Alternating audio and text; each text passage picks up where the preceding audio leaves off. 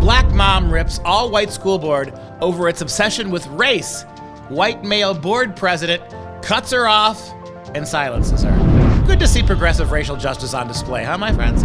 I'm Dr. Duke, she's Katie, and this is The Dr. Duke Show.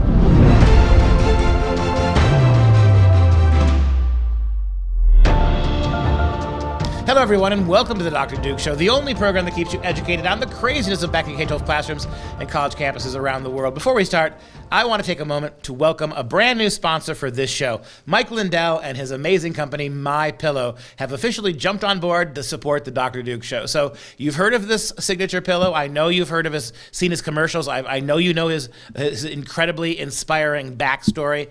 This is a guy who does all his work in America with American employees and American materials.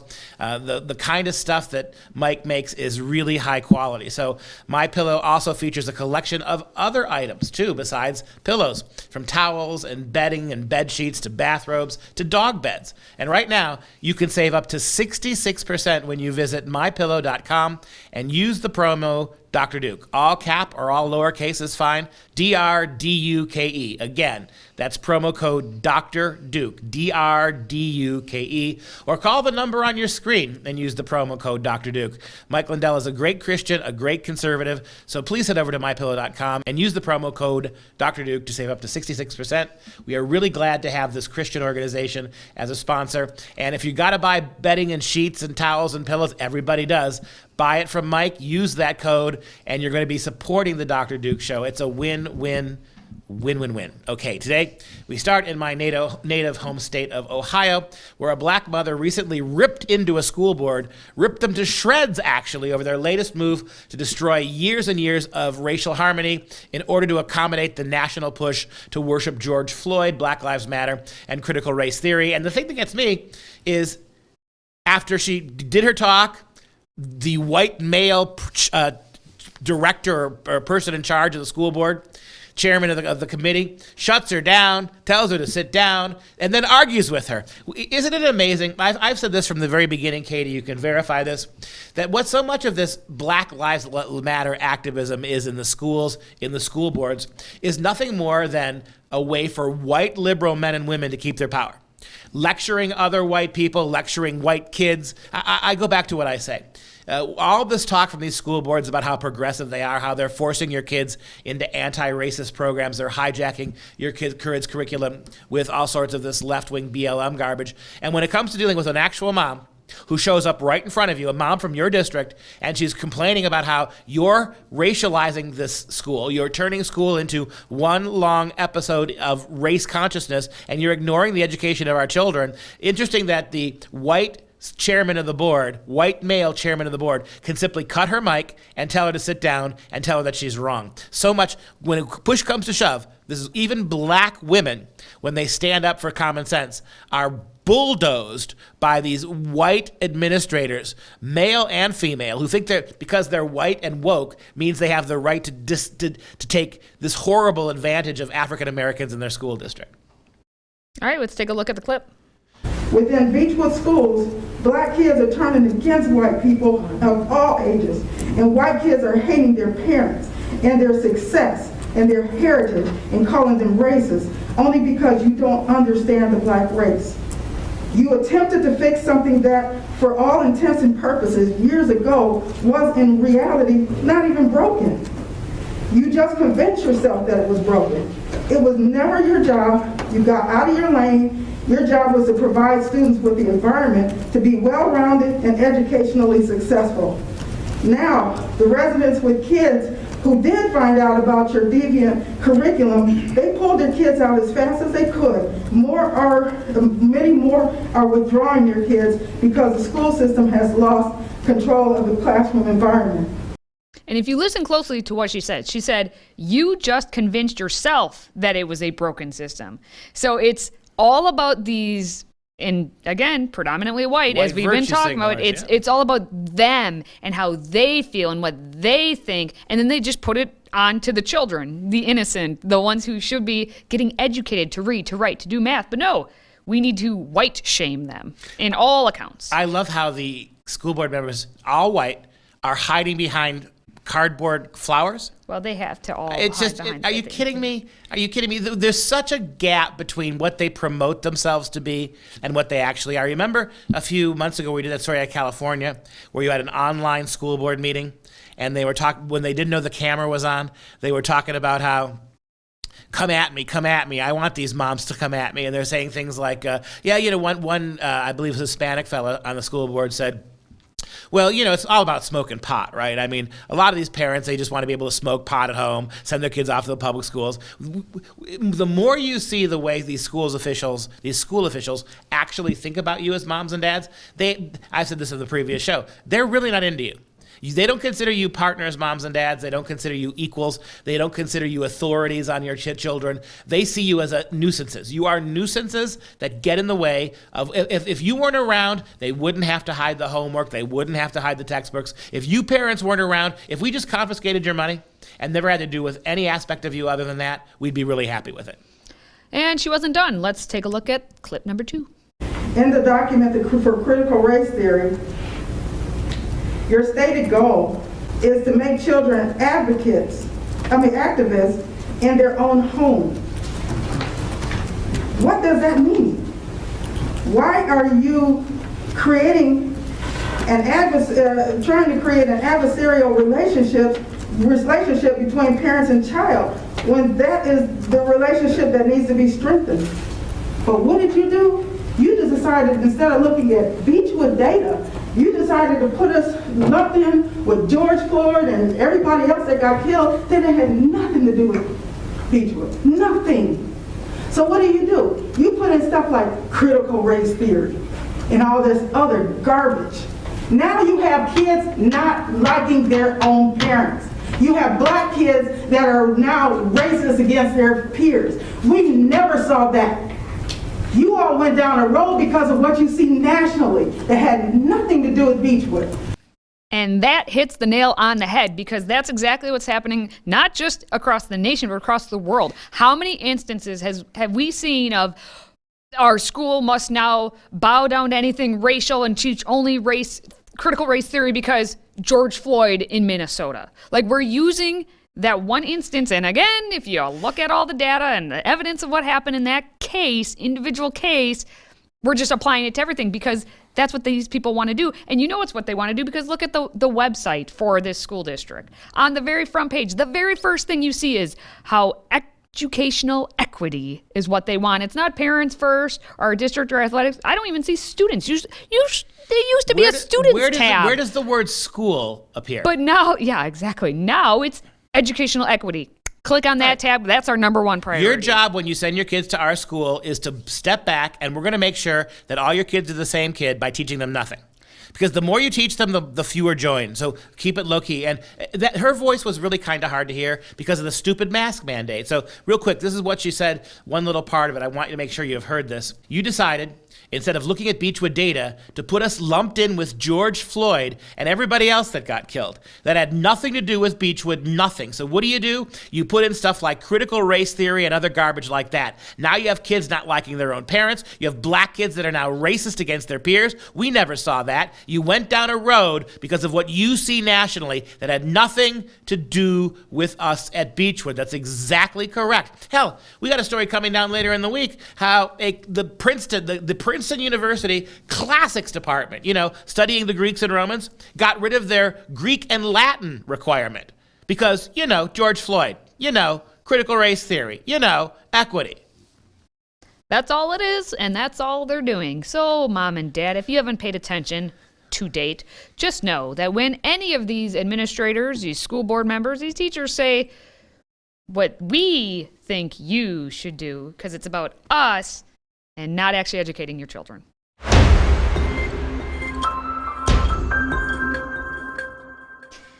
So we know here that white people can lash out at other white people, especially when we're talking about black people.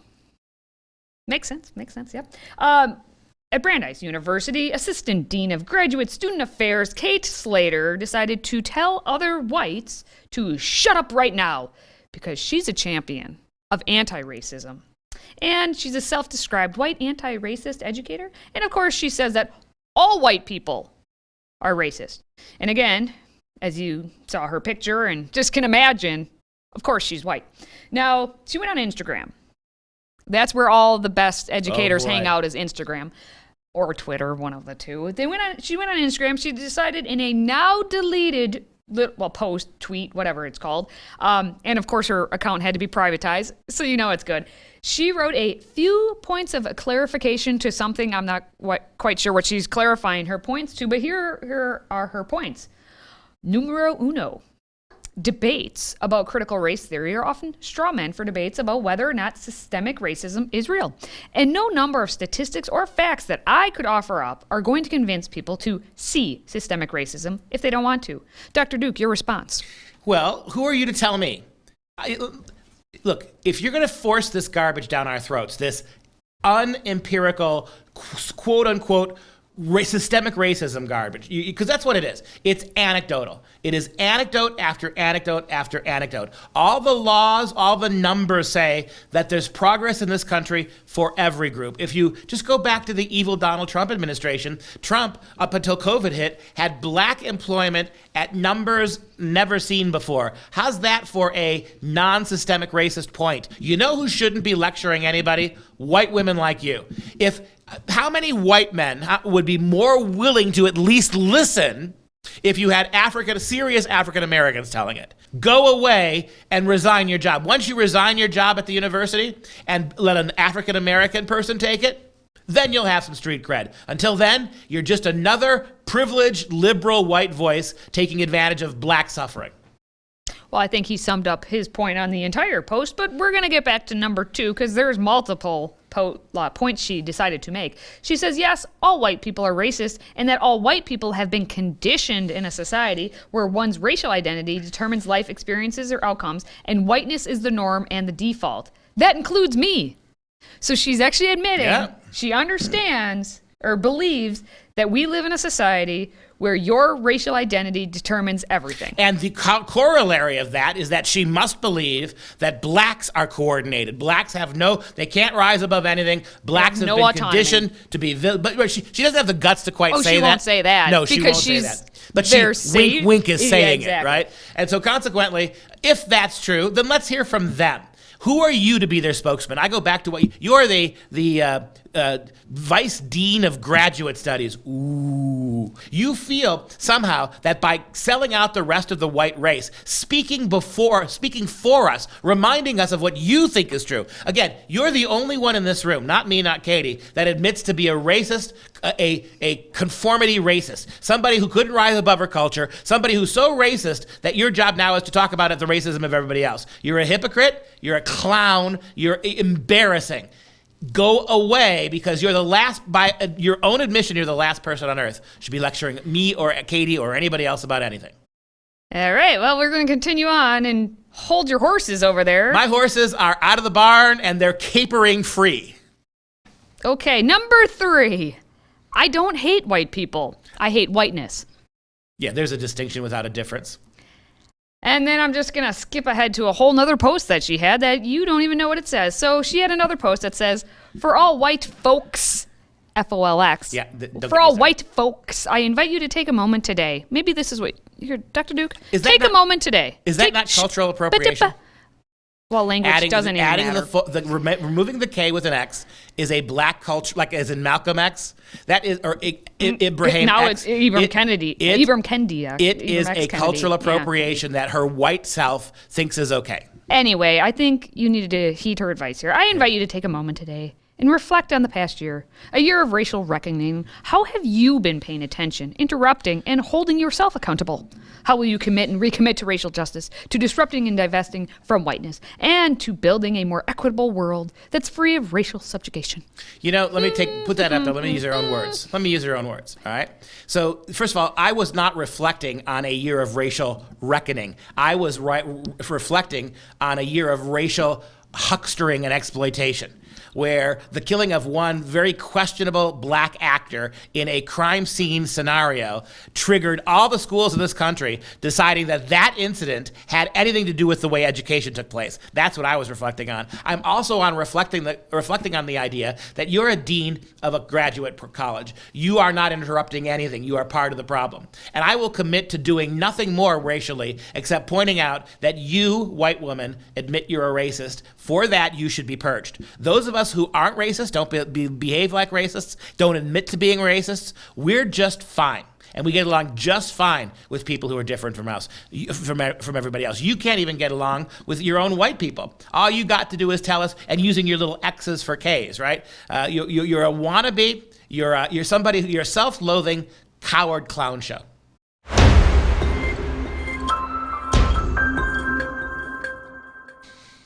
Well, it's that time when we get to listen and watch a lovely campus reform video. I love these videos because we have smart college students, just being one, going out to talk to not so smart college students 99% of the time. And this time we have Addison Smith, who went to Georgetown University to ask students for comments about the comments that have been made by professors in classrooms across the country.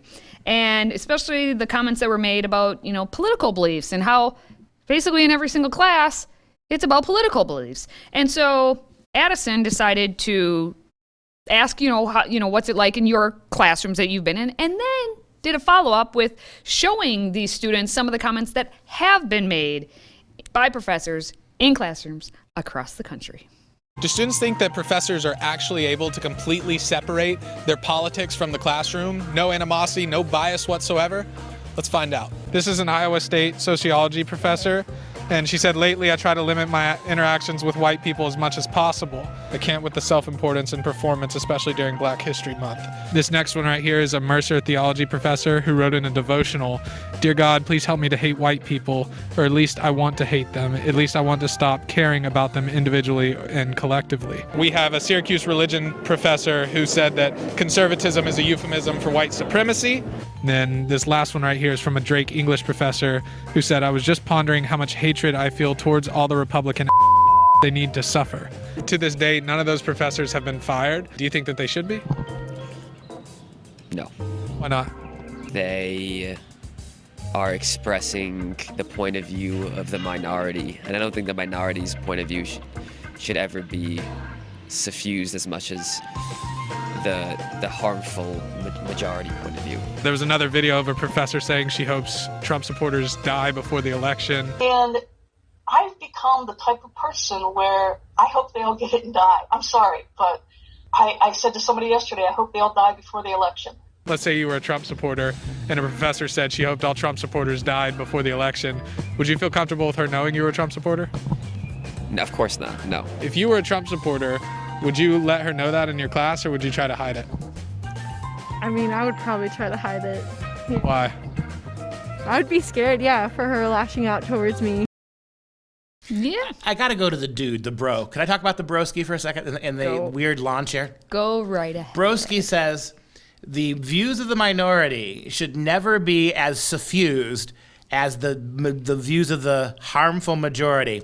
You do realize, broski, that conservative thought and conservative worldview is the minority view in your university. So by your own statement, you just said it would be okay to censor, if not fire, liberal professors spouting off while defending conservatives. All that, and I don't even think you know what you just said. I think you have no idea what you just said. And we didn't show this in the longer version of the video, but those two female Asian students, I hope I didn't just misidentify them. I don't apologize. Asian is it's held back for T. Right, we got Oriental and Asian. We got to come something else. Okay, well, the one female student said that she said all of her professors have been, quote, pretty good. And then her friend chimed in and said it's because of what Georgetown stands for, being pretty good with what their political beliefs. And then she said that Georgetown was a very liberal university, so it is, quote, inclusive in terms of different opinions. Right, it's inclusive. And it's liberal, which means it doesn't have to pay attention to non-liberal or non-inclusive views. And again, it shows you how brainwashed these kids are. These kids think in slogans. They think in epithets. They don't think in actual critical, logically critical developing ways. Their minds can't even see their own hypocrisies, right? And what you said is also big. Inclusion means we're liberal, which means we're inclusive, which means we have to exclude anybody who disagrees with us. She actually said that. The boy in the lawn chair basically said, right? Minority voices can never be censored. Majority voices have to be, not realizing that on his own campus, that would be the exact opposite of what he's calling for at Georgetown University.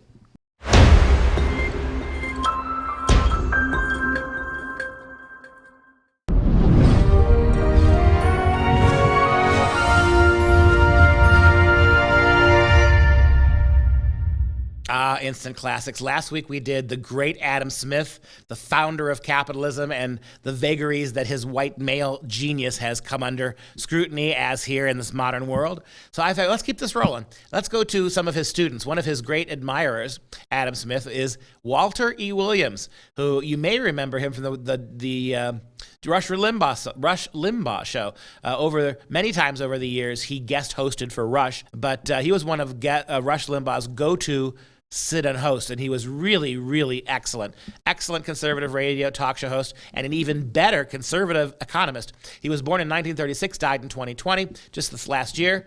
He was a commentator and academic. He was the John M. Olin Distinguished Professor of Economics at George Mason University, as well as a syndicated columnist and an author. He's a big-time classical liberal and libertarian in his economic views. Williams' writings frequently appeared in Town Hall, WND, and the Jewish World Review. With a black academic supporting Israel. God help us. We'll never see that like again. So, as I said, he was very much a pro-capitalist, pro-free market guy, and an African-American intellectual. So let's take a look at all week long. We're going to deal with Walter E. Williams week. Here's what he said. How does something immoral, when done privately, becomes moral when it is done collectively? Furthermore, does legality establish morality? Slavery was legal. Apartheid was legal. Stalinist, Nazism, Maoist purges were legal. Clearly, the fact of legality does not justify these crimes. Legality alone cannot be the talisman of a moral people. If robbing people in private is bad, robbing them at the end of an IRS gun every year is also immoral. About the second quote. But let me offer you my definition of social justice. And you got to listen because he's black.